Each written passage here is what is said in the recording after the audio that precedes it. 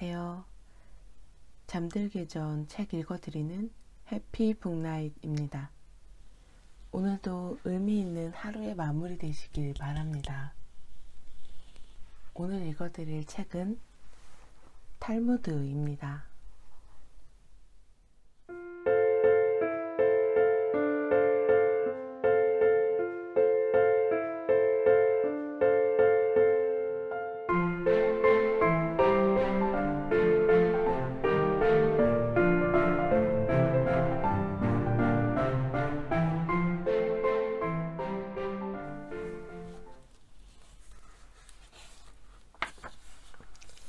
탈무드는 유대 민족의 지혜와 가르침을 기록한 지침서이다. 오늘날에도 유대 민족들이 세계 곳곳에 뛰어난 석학들과 지도자를 배출하는 것은 모두 탈무드의 가르침 덕분이라고 할 수 있다. 탈무드는 지금까지 세계 여러 곳에서 앞다투어 번역하여 출간해 왔으며 예나 지금이나 사람들에게 바르고 지혜롭게 살아가기 위한 지침서가 되고 있다. 탈무드는 대략 BC 200년경부터 AD 500년까지 약 700년에 걸쳐 랍비들과 팔레스타인 및 바빌로니아 학자들의 연구와 토론을 거듭한 끝에 정리된 것이다. 탈무드가 처음 만들어진 AD 500년 당시에는 양피지에 기록되었으며 그 후 1334년에는 손으로 직접 쓴 탈무드가 세상에 나왔다. 탈무드는 유대민족과 마찬가지로 고된 순환을 겪어왔다. 유대 민족들이 지구 곳곳으로 뿔뿔이 흩어지면서 양피지에 적힌 탈무드도 흩어졌고 급기야는 탈취당하거나 분실되기도 했다. 1334년에 만들어진 탈무드는 구전된 내용을 바탕으로 재구성한 것인데 순환은 그 후에도 계속된다. 1315년에는 유대인이 탈무드를 읽는 것이 법으로 금지되었고 1520년 로마에서는 모든 탈무드를 압수하여 불태우는 사건이 일어났으며 1562년 가톨릭 교회에서는 탈무드를 검열하여 일부를 찢어버리기도 했다. 때문에 오늘날 전해지는 탈무드는 완전한 것이라고 볼 수 없다. 앞서 설명한 대로 구전으로 전해지는 내용을 바탕으로 구성했을 뿐만 아니라 가톨릭 교회에서 마음에 들지 않는 내용을 일부 없앴기 때문이다. 이 책은 건수로 따져 약 20권, 12,000페이지나 되는 방대한 양을 요즘 시대 상황에 맞고 교훈이 될 만한 가장 유익한 내용만 뽑아 현대적인 감각으로 엮었다. 한 번쯤 자신을 되돌아보면서 큰 뜻을 품을 수 있는 뜻깊은 시간이 되었으면 한다. 2002년 9월 역근이 조장희.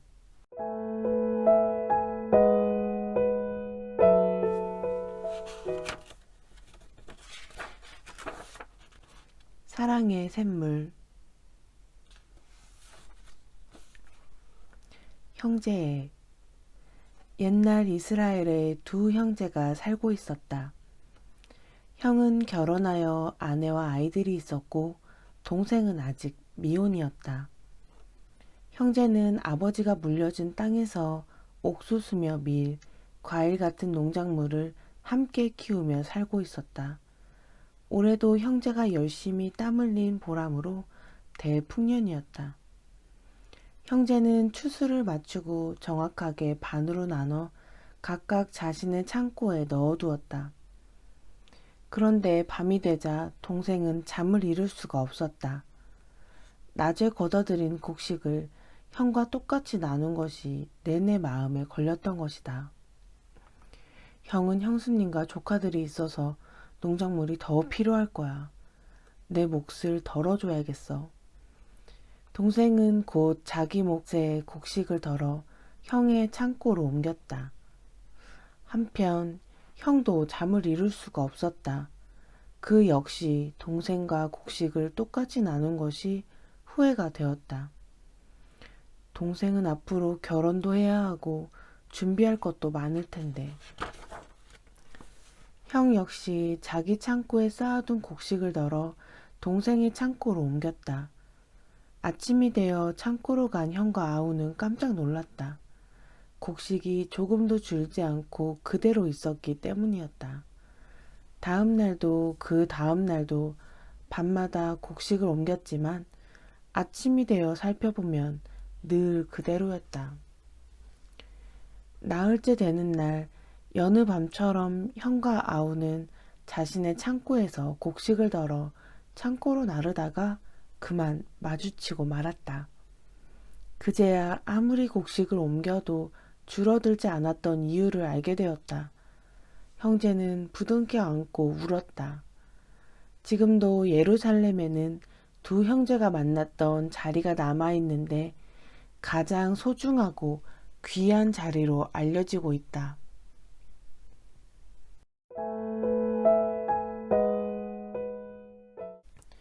아버지의 유언.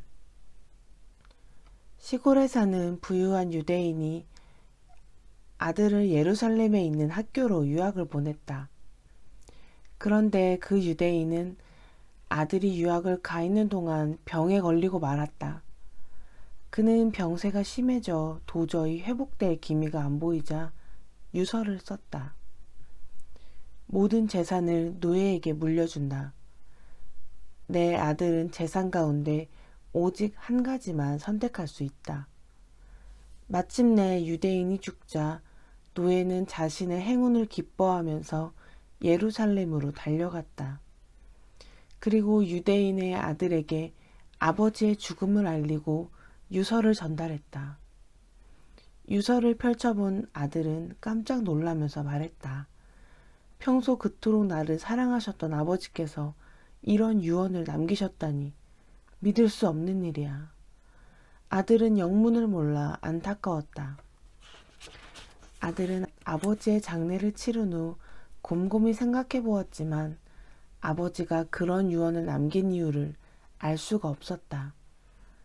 그는 생각 끝에 랍비를 찾아가 도움을 청했다. 어째서 아버지께서 그런 유언을 남기셨을까요? 저는 이제껏 아버지를 화나게 하거나 실망시켜 드린 적이 없습니다. 그러자 랍비가 말했다. 아버지는 대단히 현명한 분이시오. 그리고 당신을 무척 사랑하는 분입니다. 아들은 이해할 수 없다는 듯이 물었다. 모든 재산을 노예에게 다 주고 하나뿐인 아들에게는 단 한 가지만 남기겠다는 유서를 쓴 분이 현명한 분이라고요?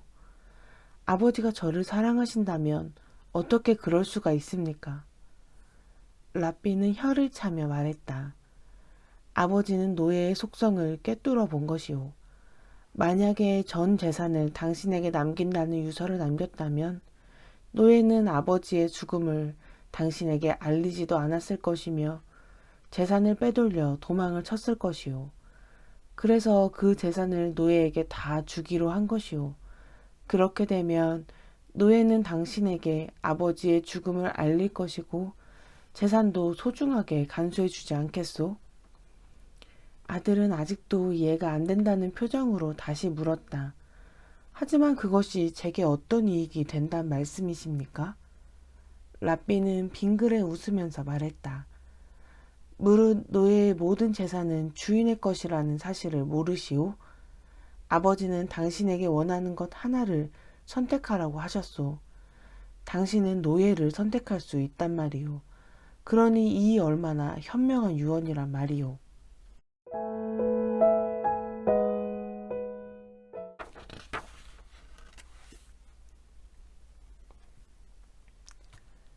다윗 왕과 거미. 다윗 왕은 세상에서 거칠 것이 없는 왕이었지만 단 하나 거미를 무척 싫어했다. 거미는 아무 곳에나 집을 짓는 제멋대로인 동물이야. 나는 거미줄이 쳐진 곳을 보면 불결한 생각이 들어 견딜 수가 없어. 그래서 다윗 왕은 거미줄만 보면 모두 걷어냈다. 얼마 후 다윗 왕은 전쟁터에 나가게 되었고 적군에게 패해 쫓기는 몸이 되었다. 다윗 왕은 추격해 오던 적군을 피해 숲속을 헤매다가 동굴을 발견했다. 그는 동굴 안에 몸을 숨기고 피로에 지친 나머지 깜빡 잠이 들고 말았다. 얼마 후 동굴 밖은 적군의 소리로 소란스러웠다. 여기다. 다윗왕이 이곳에 숨은 것이 틀림없어. 이제 다윗왕은 도관에 든 쥐다. 적군들이 외치는 소리에 다윗왕은 깜짝 놀랐다. 오 하느님. 바로 그때 누군가 말했다. 아니야, 다윗왕은 이 동굴 안에 있을 리가 없어.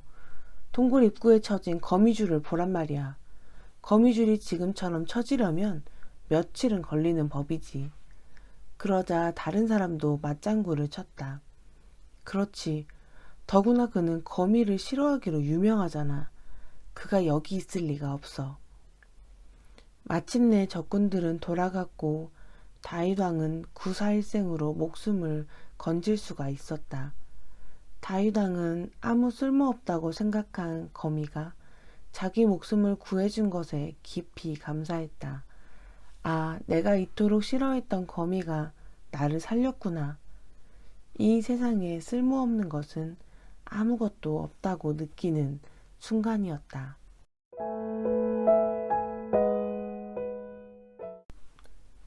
효도가 우선. 고대 이스라엘의 두마라라는 곳에 한 남자가 살고 있었다. 그에게는 금화 6,000개에 해당하는 아주 큰 다이아몬드가 있었다. 어느 날 랍비가 사원의 장식으로 쓰기 위해 그 집으로 다이아몬드를 사러 갔다. 당신에게 다이아몬드가 있다는 소문을 듣고 왔소. 그 다이아몬드를 나에게 팔지 않겠소? 금화 6,000개를 드리리다. 그런데 공교롭게도 그의 아버지가 다이아몬드를 넣어둔 금고의 열쇠를 베개 밑에 넣고 낮잠을 자고 있었다. 남자가 말했다. 다이아몬드를 팔기 위해 주무시는 아버지를 깨울 수는 없습니다. 미안합니다. 그냥 돌아가셔야겠군요.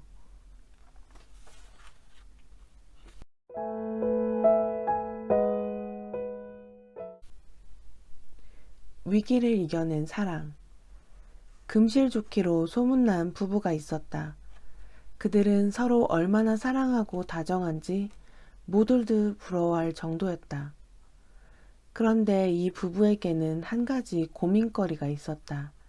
그것은 10년이 넘도록 아기가 없다는 것이었다. 그러나 문제는 아기가 없다는 것이 아니라 아기가 없기 때문에 헤어져야 한다는 것이었다. 유대인의 전통에 따르면 결혼한 지 10년이 넘도록 아기를 낳지 못하는 여자는 남편의 가족들이 쫓아낼 수 있었다.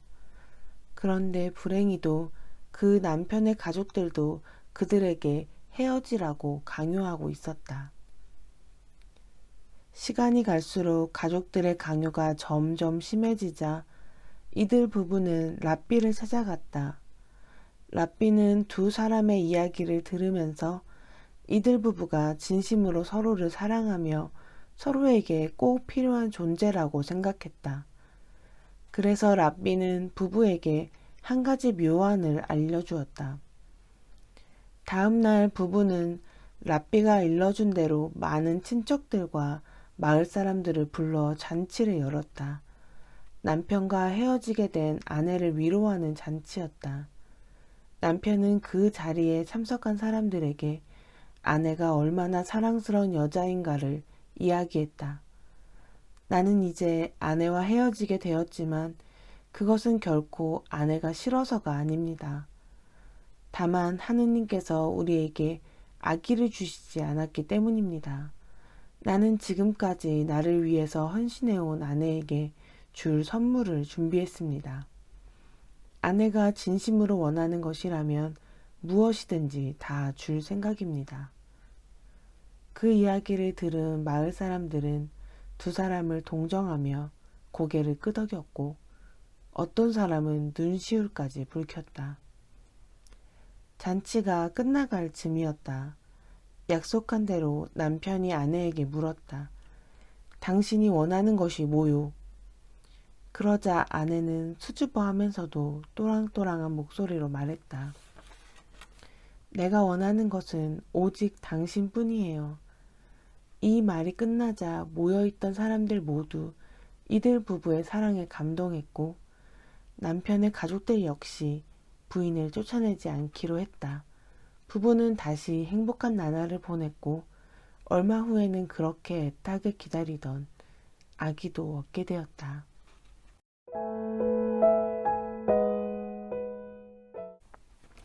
희망의 샘물.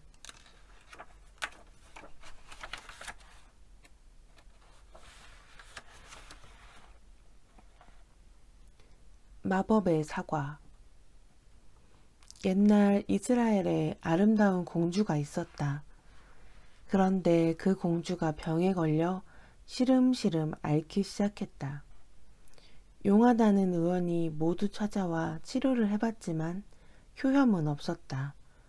다급해진 왕은 궁궐 앞에 포고문을 붙였다. 공주의 병을 고쳐주는 사람은 지위 고하를 막론하고 사위로 삼을 것이며 왕위를 물려주겠다. 신하들은 물론이고 거리를 오가는 사람들은 왕의 포고문을 읽으며 여기저기서 웅성거렸다. 공주님의 병을 고쳐주면 사위로 삼겠다고? 게다가 왕위까지 물려준다? 와, 정말 대단한데. 어느새 온 나라의 의원들이 몰려와 공주를 살펴봤지만 모두들 한결같이 머리를 절레절레 흔들었다. 공주는 이름도 알 수 없는 병에 걸린 것이다. 왕의 얼굴엔 근심이 가득해져만 갔다. 그런데 궁궐에서 멀리 떨어진 어느 산꼭대기 마을에 삼형제가 살고 있었다. 그 삼형제는 보물을 하나씩 갖고 있었다. 첫째는 멀리서도 볼 수 있는 망원경을 가졌고, 둘째는 하늘을 날아다닐 수 있는 양탄자를 가졌고, 막내는 어떤 병도 고칠 수 있는 마법의 사과를 가지고 있었다. 어느 날 망원경으로 멀리까지 보고 있던 첫째가 무릎을 쳤다. 궁궐 앞에 붙어있는 포고문을 보았던 것이다. 공주님이 몹쓸병에 걸렸군. 공주님 병을 치료하는 사람은 공주님과 결혼할 수 있을 뿐만 아니라 왕위도 물려받는다는군. 삼형제는 공주의 병을 고치기 위해 힘을 모으기로 했다. 이렇게 해서 삼형제는 둘째의 마법의 양탄자에 올라타고 궁궐로 날아갔다. 그리고 눈 깜짝할 사이에 궁궐 앞에 도착했다. 삼형제는 서둘러 궁궐 안으로 들어갔다. 그리고 막내는 도착하자마자 공주에게 마법의 사과를 먹였고 그 사과를 먹은 공주는 언제 아팠냐는 듯 자리를 털고 일어났다. 왕은 몹시 기뻐했고 궁궐은 잔치로 떠들썩했다. 하지만 이젠 새로운 걱정거리가 하나 생겼다. 신랑감을 결정할 때가 되었는데 삼형제는 서로 자신의 공이 크다고 주장했다. 첫째가 말했다. 만약 내 망원경이 없었다면 공주님이 병에 걸렸다는 사실조차 알 수 없었을 거야. 그러자 둘째가 말했다. 공주님이 병에 걸렸다는 것을 알았다 해도 내 양탄자가 없었다면 이 먼 곳까지 이렇게 빨리 올 수 없었을걸? 이에 질 수 없다는 듯 막내가 말했다. 망원경으로 포고문을 보고 또 양탄자로 빨리 왔다고 해도 마법의 사과가 없었다면 공주님의 병을 고칠 수 없었을 거야. 삼형제의 말을 듣고 있던 왕은 고민 끝에 마법의 사과를 먹였던 막내를 공주의 신랑감으로 결정했다. 두 형들은 아직 보물을 갖고 있지만 막내에겐 이제 보물이 남아있지 않네. 그는 공주에게 자신의 보물을 아낌없이 다 바친 거지. 그러니 사윗감으로 막내를 택하겠네.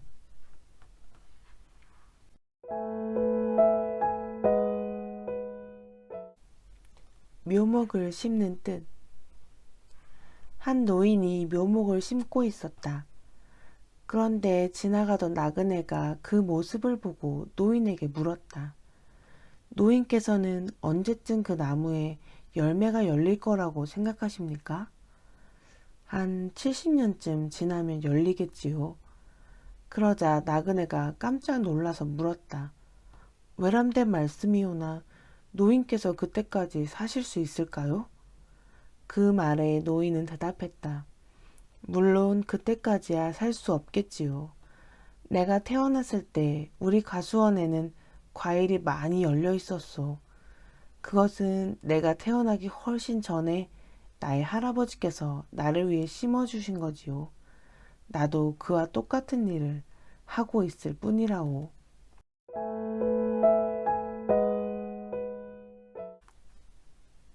진정한 우정. 어떤 사람에게 세 명의 친구가 있었다. 첫 번째 친구는 만나면 언제나 반가운, 그래서 가장 소중하게 생각하는 친구였다. 두 번째 친구는 만나면 반갑고 친하게 지내긴 했지만 그다지 소중하게 여기는 친구는 아니었다. 그리고 세 번째 친구는 친구라고 생각하긴 했지만 반갑게 여기거나 그다지 큰 관심을 두지 않았다. 어느 날 그 사람은 왕으로부터 궁궐로 입거라라는 명령을 받았다. 무슨 일인지는 알 수 없었으나 궁궐에 들어가기가 겁이 났다. 혹시나 자기가 모르는 사이에 나쁜 일과 연관되어 벌을 받게 될까 걱정이 되었던 것이다. 그래서 그는 그 길로 곧장 첫 번째 친구에게 찾아가 함께 궁궐에 가달라고 부탁했다. 하지만 첫 번째 친구는 쌀쌀맞게 대답했다. 내가 왜 자네와 함께 그곳에 가야 한단 말인가? 다시는 내게 그런 부탁하지 말게. 두 번째 친구 역시 듣고 싶었던 대답을 들을 수 없었다. 그거 참 안 됐네. 그러나 나도 궁궐에 들어가기가 몹시 겁이 나네. 궁궐 문 앞까지는 같이 가줄 수 있네만. 두 친구 모두에게 거절당한 그는 힘없이 세 번째 친구를 찾아갔다. 이야기를 들은 세 번째 친구는 그의 손을 붙잡고 흔쾌히 승낙했다. 함께 가고 말고 자네는 나쁜 일을 한 게 없으니 두려워할 것이 없네. 만약 그런 일이 벌어진다면 내 기꺼이 자네의 결백을 증언해 주겠네. 이 세 명의 친구는 무엇을 의미할까? 첫 번째 친구는 재산을 의미한다. 사는 동안 재산을 모으기 위해 무척 애를 쓰지만 일단 죽은 다음에는 내 것이 아닌 남의 것이 되고 만다. 두 번째 친구는 친척을 의미한다. 친척은 살아있는 동안 서로 친하게 지내고 죽은 다음에도 무덤까지 따라가 준다. 하지만 그 사람이 땅속에 묻힌 다음에는 머지않아 그 사람의 존재를 잊어버리고 자기의 삶을 살아간다. 마지막 세 번째 친구는 착한 일을 의미한다. 평소에는 그다지 눈에 띄지 않지만 그 사람이 죽고 난 후에도 그의 선행은 사람들 입에 오랫동안 오르내리며 그 사람의 존재를 다시 생각하게 된다.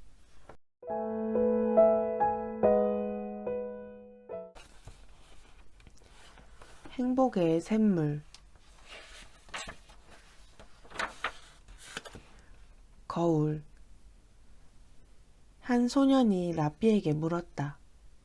라삐님, 가난한 사람들은 서로 돕고 의지하며 사는데 부자들은 돈이 많으면서도 왜 남을 도울 줄 모를까요? 라삐는 소년에게 창 밖을 한번 보라고 했다. 무엇이 보이느냐? 어떤 사람이 다른 어떤 사람과 이야기하는 것이 보입니다. 라삐는 소년을 벽에 걸린 거울 쪽으로 데리고 가서 거울 앞에 서보도록 했다. 자, 이번엔 무엇이 보이느냐? 제 얼굴과 몸이 보입니다. 이것이 바로 이런 이치란다.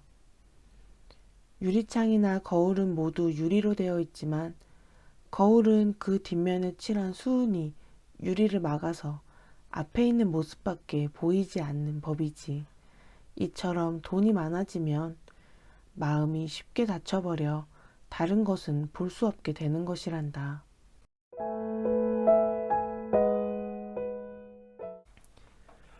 기도보다 행동으로.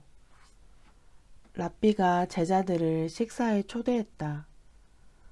랍비는 식사를 하기 전에 제자들에게 기도문을 외우라고 했다. 모두 잘 외웠지만 유독 한 제자만 제대로 외우지 못했다. 랍비는 그 제자에게 그동안 가르친 것을 이것저것 물었다. 그러나 그 제자는 하나도 대답하지 못했다. 랍비는 그 제자를 꾸짖었다. 그런데 얼마 후 그 제자에 관한 소식을 듣게 되었는데 그가 가난한 사람들과 환자들을 돌보며 지낸다는 것이었다. 그 소식을 들은 랍비는 부끄러운 생각이 들었다. 속마음보다 겉모습이 중요하게 여겼던 자신의 행동 때문이었다. 랍비는 제자들이 모두 모인 자리에서 말했다. 몇만 권의 책을 읽어도 행동이 바르지 못하면 단지 알고 있는 것에 그치고 말지. 또한 행동은 마음의 거울이니 이를 바르게 하는데 힘써야 한다.